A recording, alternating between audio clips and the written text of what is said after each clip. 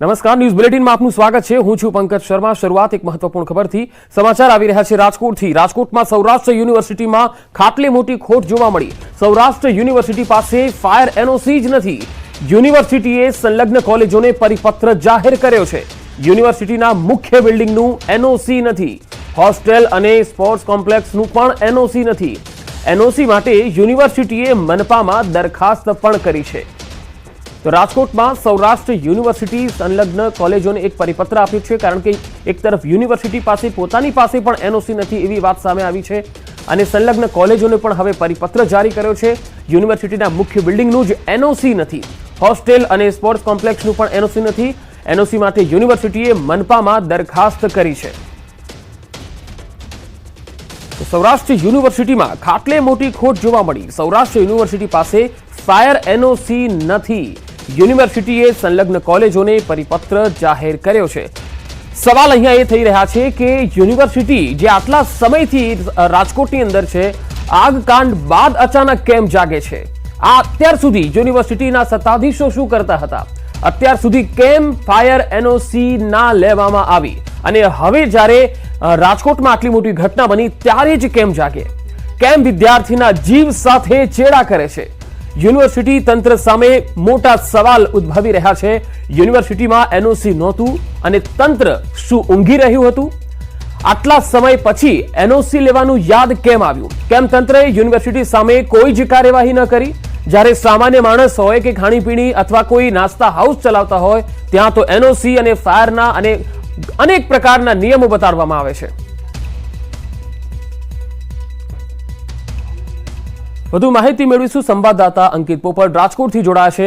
અંકિત, એક તરફ મનપા તંત્ર છે એ સ્થાનિક લોકો પાસે જ્યારે એનઓસી ન હોય, કોઈ ક્લાસીસ હોય કે પછી કોઈ હોસ્પિટલ હોય, હોટલ હોય, ત્યાં તો નિયમો બતાવે છે, પરંતુ અહીં યુનિવર્સિટી પાસે આટલા વર્ષોથી એનઓસી નથી। ત્યાં કોણ નિયમ બતાવશે? અને યુનિવર્સિટી અત્યારે કેમ જાગી? શું કારણ?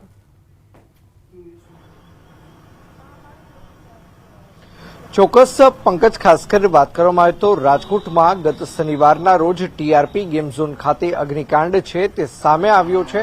તો બીજી તરફ વાત કરવામાં આવે તો રાજકોટ શહેર ખાતે આવેલી જે સરકારી તેમજ અર્ધ સરકારી જે સંકુલો છે ત્યાં ખાસ કરીને ખાટલે મોટી ખોટ હોય એ પ્રકારનો દ્રશ્ય છે, એ પ્રકારનો વર્તારો છે તે સામે આવ્યો છે। ખાસ કરીને વાત કરવામાં આવે તો રાજકોટ શહેરની અંદર આવેલી જે સૌરાષ્ટ્ર યુનિવર્સિટી છે, આ સૌરાષ્ટ્ર યુનિવર્સિટી પાસે જ ફાયર એનઓસી ન હોવાનું છે તે સામે આવ્યું છે। ખાસ કરીને વાત કરવામાં આવે તો રાજકોટ શહેરની સૌરાષ્ટ્ર યુનિવર્સિટી ખાતે આવેલી મુખ્ય બિલ્ડિંગ, હોસ્ટેલ અને સાથોસાથ વાત કરવામાં આવે તો સ્પોર્ટ્સ સંકુલ છે કે જેમની પાસે ફાયર એનઓસી નથી। ત્યારે ન્યૂઝ 18 ગુજરાતી સાથેની વાતચીતમાં જે રજિસ્ટ્રાર છે રમેશ પરમાર, તેમની સાથે વાતચીત કરતા જણાવ્યું છે કે આ મામલે મહાનગરપાલિકાની અંદર દરખાસ્ત કરવામાં આવશે અને ત્યારબાદ મહાનગરપાલિકાનું જે ફાયર વિભાગ છે તેમના દ્વારા ચેકિંગ હાથ ધરવામાં આવશે અને ચેકિંગ દરમિયાન તમામ વસ્તુ યોગ્ય જણાશે તો મહાનગરપાલિકાનું જે ફાયર વિભાગ છે તે સૌરાષ્ટ્ર યુનિવર્સિટીને એનઓસી આપશે। જી અંકિત, આ સૌરાષ્ટ્ર યુનિવર્સિટીના સ્પોર્ટ્સ કોમ્પ્લેક્સમાં અને યુનિવર્સિટીમાં બંને જગ્યાએ એનઓસી નથી। હવે બાકીની જે કોલેજોને જે પરિપત્ર આપવામાં આવ્યો છે એ પરિપત્રમાં શું કહેવાયું છે?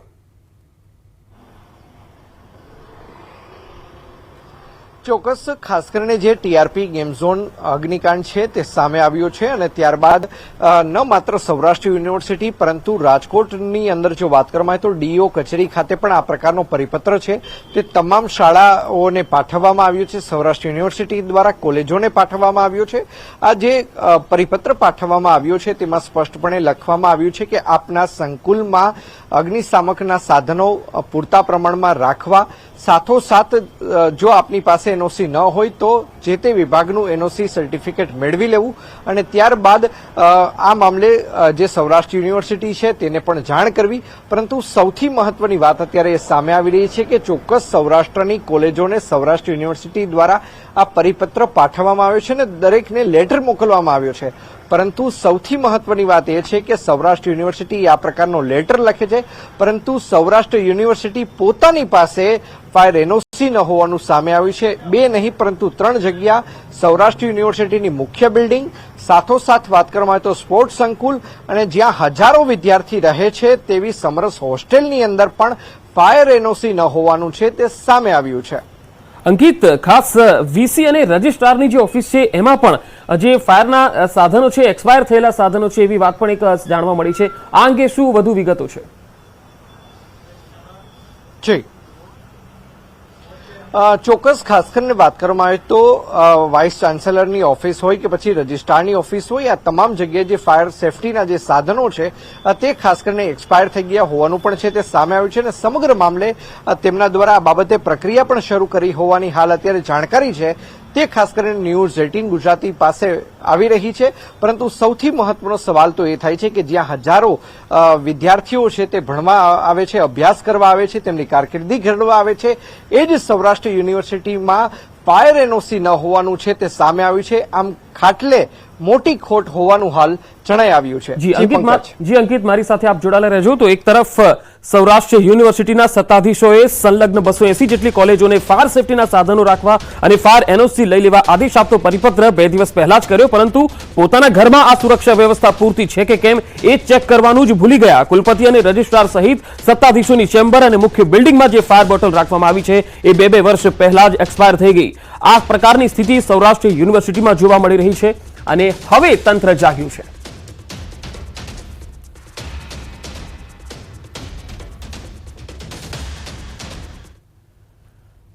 તો રાજકોટમાં ટીઆરપી ગેમ ઝોન અગ્નિકાંડનો જે મામલો હતો, આ મામલામાં ક્રાઇમ બ્રાન્ચ દ્વારા બેંક ખાતાની તપાસ શરૂ કરવામાં આવી છે. ગેમ ઝોન ખાતે ઓનલાઈન માધ્યમથી કયા ખાતામાં રૂપિયા મેળવવામાં આવતા હતા? 2023માં આગ લાગ્યા બાદ પણ શા માટે ફાયર એનઓસી મેળવવામાં નહોતી આવી? ગેમ ઝોનના ભાગીદારો અને મહાનગરપાલિકાના અધિકારીઓ વચ્ચે આર્થિક લેવડદેવડ થઈ હતી કે કેમ? આ બાબતોની તપાસ હવે શરૂ થઈ ગઈ છે. મનપાના અધિકારીઓ દ્વારા નોટિસ આપ્યા બાદ શા માટે કોઈ નક્કર કાર્યવાહી કરવામાં નથી આવી એ બાબતે પણ પૂછપરછ શરૂ થશે. આજરોજ કોર્ટમાં એમડી સાગઠિયા, મુકેશ મકવાણા, રોહિત વિગોરા અને ગૌતમ જોશીને રિમાન્ડ અર્થે રજૂ કરવામાં આવશે. તો નાણાકીય વ્યવહાર અંગેની પણ તપાસ થશે અને કયા ખાતામાં ઓનલાઈન રૂપિયા ટ્રાન્સફર થયા તે અંગેની પણ તપાસ થશે. 2023માં આગ લાગી હતી ત્યારે ફાયર એનઓસી અંગે કેમ ધ્યાન ન અપાયું એ બાબતોની પણ ચકાસણી કરવામાં આવશે.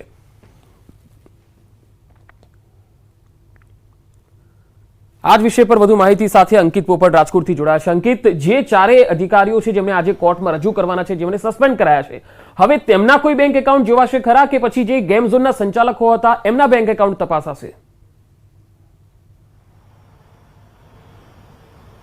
ચોક્કસ પંકજ, સૌપ્રથમ તો આપને હું મારી પાછળના જે દ્રશ્યો છે તે બતાવવાનો પ્રયત્ન કરી રહ્યો છું. હાલ અત્યારે આપણે દ્રશ્યો જે બતાવી રહ્યા છીએ આ દ્રશ્યો છે રાજકોટ શહેર ક્રાઇમ બ્રાન્ચના દ્રશ્યો છે કે જે રાજકોટ શહેર ક્રાઇમ બ્રાન્ચ દ્વારા ગઈકાલે સાંજે 4 જેટલા અધિકારીઓ છે કે જેમની ધરપકડ કરવામાં આવી છે. તેમની અંદર જો વાત કરવામાં આવે તો રાજકોટ મહાનગરપાલિકાના પૂર્વ ટાઉન પ્લાનિંગ જે ઓફિસર છે એમડી સાગઠિયા, તેમની ધરપકડ કરવામાં આવી છે. ફાયર સ્ટેશનના officer, suspended officer Rohit Vigora છે, તેમની ધરપકડ કરવામાં આવી છે. સાથોસાથ વાત કરવામાં આવે તો મેહુલ મકવાણા નામના અધિકારીની ધરપકડ કરવામાં આવી છે. તો ગૌતમ જોશી નામના જે અધિકારી છે તેમની ધરપકડ કરવામાં આવી છે. આજ રોજ બપોરના 3 વાગ્યા બાદ રાજકોટ શહેર ક્રાઇમ બ્રાન્ચ દ્વારા જે નામદાર કોર્ટની અંદર જે ચારેય આરોપીઓ છે તેમને રિમાન્ડની માગણી અર્થે છે તે રજૂ કરવામાં આવશે. સાથોસાથ આપે જે વાત કહી તો રાજકોટ શહેર ક્રાઇમ બ્રાન્ચ દ્વારા હાલ અત્યારે ટીઆરપી ગેમ ઝોન ખાતે જે ઓનલાઈન માધ્યમથી જે પૈસા ખાસ કરીને લેવામાં આવતા હતા તે એકાઉન્ટ કોનું હતું તેની વિગત છે તે પણ હાલ અત્યારે ક્રાઇમ બ્રાન્ચ દ્વારા મેળવવામાં આવી છે. છેલ્લા 2 વર્ષથી કે 3 વર્ષથી કયા ખાતાની અંદર આ પૈસાઓ આવતા હતા તે બાબતે પણ વિગત મેળવવામાં આવી રહી છે ને એન્યુઅલ સ્ટેટમેન્ટ છે તે પણ હાલ અત્યારે રાજકોટ શહેર ક્રાઇમ બ્રાન્ચ દ્વારા મેળવવાના તમામ જે પ્રયાસો છે તે શરૂ કરવામાં આવ્યા છે. ખાસ કરીને અધિકારીઓ છે તો અધિકારીની જો વાત કરવામાં આવે તો અધિકારીઓની પણ નિવાસસ્થાને તેમજ જે તેમના ઓફિસીસ છે ત્યાં પણ એન્ટી કરપ્શન બ્યુરો દ્વારા સર્ચ ઓપરેશન છે તે હાથ ધરવામાં આવ્યું છે. ગઈકાલની જો વાત કરવામાં આવે તો ગઈકાલે પણ મોડી રાત્રે રાજકોટ મહાનગરપાલિકા ખાતે આવેલી જે એમડી સાગઠિયાની ઓફિસ છે ત્યાં પણ એસીબી દ્વારા સર્ચ ઓપરેશન હાથ ધરવામાં આવ્યું હતું. રાજકોટ મહાનગરપાલિકાના સેન્ટ્રલ ઝોન ખાતે જે ઇલિયાસ ખેર કે જે ચીફ ફાયર ઓફિસર છે તેમની ઓફિસ ખાતે પણ જરૂરી દસ્તાવેજો છે તેની ચકાસણી કરવામાં આવી હતી. કેટલાક દસ્તાવેજો કબજે પણ કરવામાં આવ્યા હતા. સાથોસાથ જે ડેપ્યુટી ફાયર ઓફિસર છે જે બીજે ઠેબા કે જેને રાજકોટ શહેર ક્રાઇમ બ્રાન્ચનું તેડું આવ્યું હતું અને તેમની પૂછપરછ છે તે કરવામાં આવી હતી.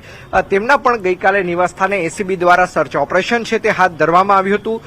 એ જ બીજે ઠેબા છે કે જેમની ઉપર રાજ્યસભાના સાંસદ રામ મોકરિયાએ સણસણતા આક્ષેપ છે તે લગાવવામાં આવ્યા હતા કે જ્યારે રામભાઈ મોકરિયાની જે જમીન છે કે જે રાજકોટ શહેર ભાજપ નવું કાર્યાલય આવેલું છે તેમની બાજુમાં તેમની જે જમીન આવેલી છે તે જમીન માટે જે ફાયર એનઓસી મેળવવાની હતી, આ ફાયર એનઓસી મેળવવા માટે તેમણે બીજે ઠેબાને 70,000 રૂપિયાની લાંચ આપી હોવાનું પણ છે તે તેમને આક્ષેપ છે તે કરવામાં આવ્યો હતો. અને હાલ અત્યારે તમામ જે અધિકારીઓ છે ખાસ કરીને તપાસ બે રીતે થઈ રહી છે. પંકજ, સમજવું જોશે કે એક રાજકોટ શહેર પોલીસ કમિશનર દ્વારા એસઆઈટીની રચના કરવામાં આવી છે, તેના જે એસઆઈટીની રચના કરવામાં આવી છે તે અંતર્ગત જે જવાબદાર અધિકારીઓ છે તેમની કઈ રીતે મિલીભગત છે તેની તપાસ કરવામાં આવી રહી છે. આર્થિક લેણદેણની તપાસ કરવામાં આવી રહી છે અને એસીબી દ્વારા આઈથી વધુ સંપત્તિ કેટલી છે તે બાબતે તપાસ કરવામાં આવી રહી છે. જી પંકજ. જી અંકિત, આભાર સમગ્ર માહિતી આપવા માટે. તો ક્રાઇમ બ્રાન્ચની ટીમ હવે તપાસમાં કોઈ આંકડો અથવા તો અપ્રમાણસર મિલકત અને જે કોર્ટમાં રજૂ કરશે ત્યારે કોર્ટ તરફથી પણ શું સૂચનાઓ આવે છે એ પ્રકારે તમામ બાબતો પર નજર રહેશે. રાજકોટમાં અગ્નિકાંડને લઈને તપાસનો ધમધમાટ શરૂ થઈ ચૂક્યો છે ત્યારે અગ્નિકાંડમાં અધિકારીઓની પણ ધરપકડ કરાઈ છે. 2021માં રાજકોટમાં ફરજ બજાવતા 2 પીઆઈની પૂછપરછ થઈ. એસઆઈટી, ક્રાઇમ બ્રાન્ચ અને એસીબી તપાસમાં લાગેલી છે.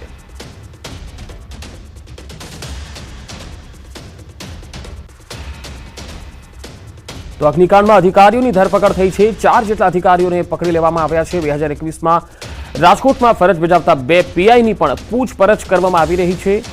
એસઆઈટી અને ક્રાઇમ બ્રાન્ચ અને એસીબી તપાસ કરી રહી છે. તો અધિકારીઓની સંપત્તિની પણ તપાસ ચાલી રહી છે. સાગઠિયાની છેલ્લા કેટલાક સમયની કામગીરીની તપાસ થશે.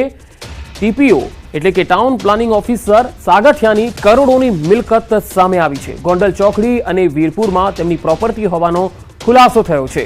રાજકોટ નેશનલ હાઈવે પર સાગઠિયાનું વિશાળ ફાર્મ હાઉસ આવેલું છે. સાગઠિયાની જમીન, પેટ્રોલ પંપ અને બંગલા હોવાનું પણ અનુમાન છે.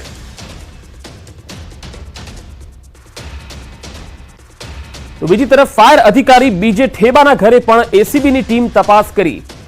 ફાયર અધિકારીના ઘરે એસીબીએ તપાસ આદરી છે. ખોડિયારનગર ખાતેના રહેણાંક મકાને એમની ટીમ પહોંચી છે. એસીબીએ અધિકારીને ઘરે કરી ઝીણવટભરી તપાસ. તપાસ બાદ બીજે ઠેબાને ત્યાંથી એસીબીની ટીમ રવાના થઈ ગઈ છે. જોકે આ અંગે કોઈ ઠોસ વાત કે પછી એસીબી તરફથી શું કાર્યવાહી થઈ અને શું મળી આવી છે તેને લઈને કોઈ ફોડ પાડ્યો નથી. સુરત અગ્નિકાંડ બાદ વીર નર્મદ યુનિવર્સિટીનો નિર્ણય. ફાયર સેફટી અને એનઓસીને લઈને આદેશ. સંલગ્ન કોલેજમાં સુવિધાને લઈ આદેશ કરાયો છે. ફાયર એનઓસી નહીં હોય તેનું જોડાણ રદ કરાશે. વીર નર્મદ દક્ષિણ ગુજરાત યુનિવર્સિટીએ આ પરિપત્ર જાહેર કર્યો છે.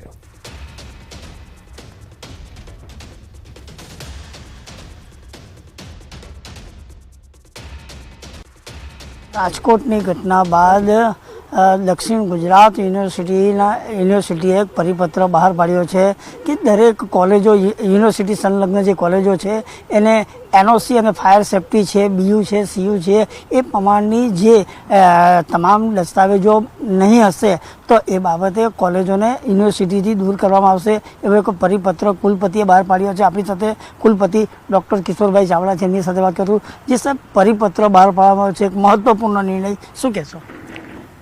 સૌપ્રથમ તો રાજકોટના અગ્નિકાંડમાં મૃતકોને વીર નર્મદ દક્ષિણ ગુજરાતથી શ્રદ્ધાંજલિ આપીએ છીએ અને આપણી વીર નર્મદ દક્ષિણ ગુજરાત યુનિવર્સિટી સંલગ્ન 300 કોલેજો જે છે એ તમામને ફાયર સેફટીની એનઓસીની માહિતી આપવાનું જાણ કરી દેવામાં આવી છે. તેને આધારે અમારો વિભાગ જે છે એને રિપોર્ટ તૈયાર કરશે અને રિપોર્ટને આધારે યુનિવર્સિટી જે કોલેજોની ફાયર સેફટીની એનઓસી ન હશે તેને પ્રવેશ કાર્યવાહીથી દૂર રાખવામાં આવશે. અને ઓલરેડી રાજ્ય સરકારે પરિપત્ર કરી દીધો છે કે જે કોલેજો આ એનઓસી લેવામાં નિષ્ફળ જશે તેને રાજ્ય સરકાર જ કોલેજની માન્યતા રદ કરવાની પણ કાર્યવાહી કરી શકે છે. સર, યુનિવર્સિટી સંલગ્ન કેટલી કોલેજો છે, શું કહેશો? યુનિવર્સિટી સંલગ્ન 300 કોલેજો છે, જેમાંની મોટાભાગની કોલેજો પાસે એનઓસી છે જ, કારણ કે ઓલરેડી રાજ્ય સરકારે તેઓ પાસેથી 6 દિવસ પહેલાં જ તમામ માહિતીઓ એકત્ર કરી જ લીધી છે. હાલ 12માનું જે પરિણામ આવ્યું છે ત્યારબાદ કોલેજની પ્રવેશ પ્રક્રિયા હોય છે અને ખાસ કરીને પ્રવેશ પ્રક્રિયા છે અને એવી જ કોઈ કોલેજ હશે તેની અંદર એનઓસી અથવા ફાયર સેફ્ટીનો અભાવ હશે તો એ વિદ્યાર્થીના ભાવિ માટે કઈ રીતનું? જે કોલેજોમાં ફાયર સેફ્ટીની એનઓસી ન હશે તે કોલેજોનો પ્રવેશ સ્થગિત કરીને જે કોલેજો પાસે એનઓસી છે તે કોલેજોને વધારાની બેઠક ફાળવીને તેને પ્રવેશ ફાળવવામાં આવશે. માટે વિદ્યાર્થીઓની પ્રવેશ પર કોઈપણ પ્રકારની અસર થશે નહીં તેને અમે ખાતરી આપીએ છીએ. કેટલા દિવસની અંદર તમામ કોલેજે આ તમામ માહિતી આપ સુધી રિપોર્ટ પહોંચાડવાનો હશે, શું કહેશો? આ વીકના અંત સુધીની અંદર આ તમામ માહિતી અમારી પાસે આવી જનાર છે. તો આ તો કુલપતિ જણાવી રહ્યા છે કે જે કોલેજોને એનઓસી અને ફાયર સેફ્ટીનો અભાવ હશે એવી કોલેજોને યુનિવર્સિટીથી દૂર રાખવામાં આવશે. અને રહી વાત 12માના વિદ્યાર્થીના જે પ્રવેશ હાલ ચાલી રહ્યા છે, પરંતુ એવી કોઈ કોલેજ જો આવશે ધ્યાન ઉપર અને હશે ફાયર સેફ્ટીનો અભાવ તો એવો માટે બીજી અન્ય કોલેજોની અંદર પણ બેઠક વધારવાની વાતો હાલ કરી રહ્યા છે. કેમેરામેન ભરત બ્રહ્મભટ્ટ સાથે કેતન પટેલ, ન્યૂઝ 18 ગુજરાતી, સુરત. વડોદરાથી એક મહત્વપૂર્ણ ખબર આવી રહી છે. વડોદરામાં આગકાંડ બાદ તંત્ર એક્શનમાં આવી ગયું છે. સતત ત્રીજા દિવસે મનપાની કાર્યવાહી. 14 ટીમો 575 મિલકતો સીલ કરી.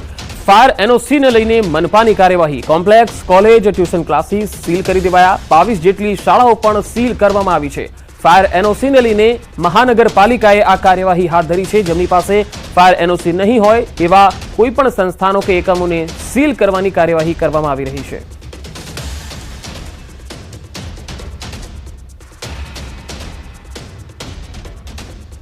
હિંમતનગરમાં મોતીપુરા વિસ્તારમાં લાગી ગઈ આગ. ગેસ પાઇપલાઇનના કારણે આગ લાગી હોવાનું અનુમાન. આ તસવીરો જુઓ.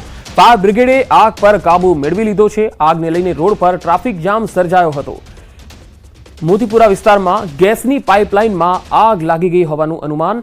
આ ગેસની પાઇપલાઇનમાં આગ કયા કારણોસર લાગી તે સામે નથી આવી શક્યું, પરંતુ ત્વરિત ફાયર બ્રિગેડની ટીમ અહીંયા આવી પહોંચી અને આગ પર પાણીનો મારો ચલાવી આગને બુઝાવવામાં આવી.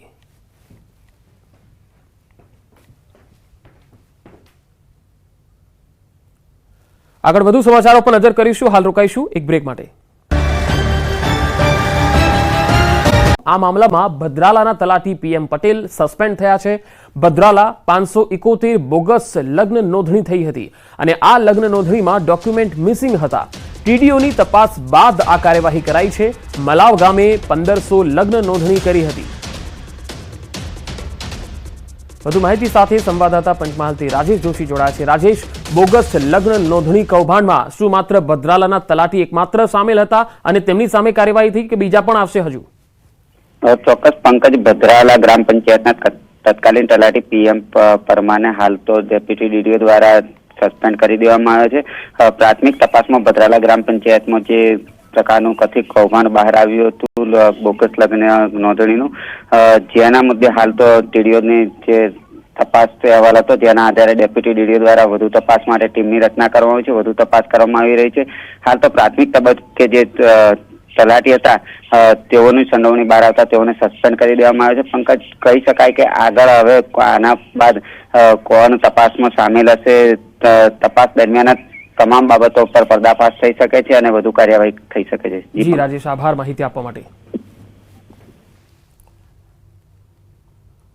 પાટણમાં યુવક યુવતીનો મૃતદેહ મળી આવ્યો. પાટણ બોયઝ હોસ્ટેલની આ ઘટના છે, જ્યાં યુવક યુવતીનો લટકતી હાલતમાં મૃતદેહ મળી આવ્યો.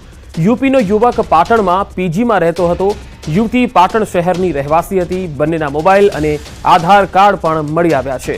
જોકે આ આપઘાત છે કે અન્ય કોઈ બાબત છે તેને લઈને હવે તપાસનો વિષય બની ગયો છે. આ મામલે પોલીસ હવે આગળની તપાસ કરશે. પાટણ બોયઝ હોસ્ટેલનો આ બનાવ છે. યુવક યુવતીનો લટકતી હાલતમાં મૃતદેહ મળી આવ્યો છે. યુપીનો યુવક છે જે પાટણમાં PGમાં રહેતો હતો.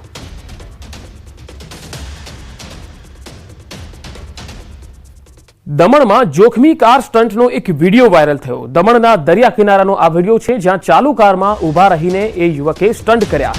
અન્ય વાહન ચાલકે આ સ્ટન્ટ પોતાના કેમેરામાં કેદ કર્યા હતા. આ તસવીરો જુઓ. સંઘ પ્રદેશ દમણમાં જોખમી કાર સ્ટન્ટનો આ વિડીયો છે જે વાયરલ થઈ રહ્યો છે. દમણના દરિયા કિનારાનો આ વિડીયો છે. ચાલુ કારમાં ઊભા રહીને આ પ્રકારે સ્ટન્ટ કરી રહ્યો છે યુવક. અન્ય વાહન ચાલકે કેમેરામાં કેદ કરી લીધી તેની આ પ્રકારની હરકત. સંઘ પ્રદેશ દમણમાં કેવી રીતે યુવાઓ છાકટા બની અને સ્ટન્ટ કરે છે કારમાં, જોઈ શકો છો ખુલ્લી કારમાં જઈ રહ્યો છે અને તેની કારની છત ઉપર ઊભો રહી આ યુવક સ્ટન્ટ બતાવે છે, જાણે પોતે પરમવીર ચક્ર લઈને આવ્યો હોય એ પ્રકારે પ્રદર્શન કરતો હોય એ પ્રકારે ગાડીમાં ઊભો રહે છે અને સ્ટન્ટ કરે છે. આ પ્રકારના જોખમી સ્ટન્ટથી બચવું જોઈએ. માતા પિતાએ પણ પોતાના બાળકોને શિખામણ આપવાની જરૂર છે.